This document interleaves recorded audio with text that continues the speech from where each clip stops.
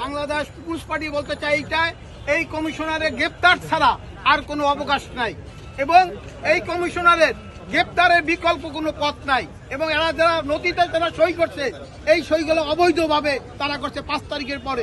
5 তারিখে এবার অবৈধভাবে 2টা রাজনৈতিক দলকে কিভাবে তারা নিবন্ধন দিল এটা আমাদের প্রশ্ন। এবং আমরা 12টা দল ছিলাম, তার মধ্যে 2টা দলকে সে টাকার বিনিময়ে সেটা দিয়ে দিচ্ছে। এটা সবাইকে ধন্যবাদ। আইনের আওতায় আইনের হাতে তুলে দেবে। স্পষ্ট করে বলতে চাই, এই আউয়াল কমিশন 5 আগস্টের পরে যতগুলো সিদ্ধান্ত নিয়েছে, যতগুলো নথিতে স্বাক্ষর করেছে, প্রত্যেকটা নথি, প্রত্যেকটা সিদ্ধান্ত অবৈধ। এই স্বাধীন বাংলাদেশে খুনি হাসিনার দোসর, কোন অবৈধ সরকারের দোসর আর কোন সরকারি দলিলে স্বাক্ষর করার এখতিয়ার রাখেন না।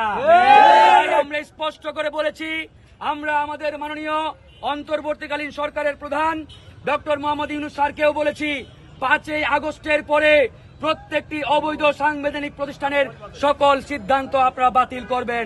তারা আমাদের এই প্রস্তাবটি গুরুত্ব সহকারে নিয়েছেন এবং তারা বলেছেন আমরা এটি গুরুত্ব সহকারেই দেখব।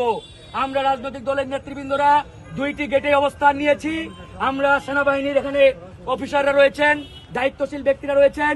আমরা সেনাবাহিনীকে বলবো, আপনারা জনগণের পক্ষে ছিলেন, এখনো জনগণের পক্ষে আছেন।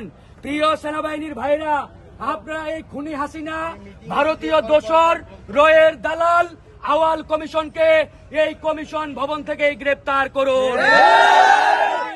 গ্রেপ্তার ছাড়া এই ভবনের বাইরে বের হওয়ার চেষ্টা করে তাহলে ছাত্র জনতা তাদেরকে ছাড় দেবে না। পরিষ্কার দাবি আমাদের।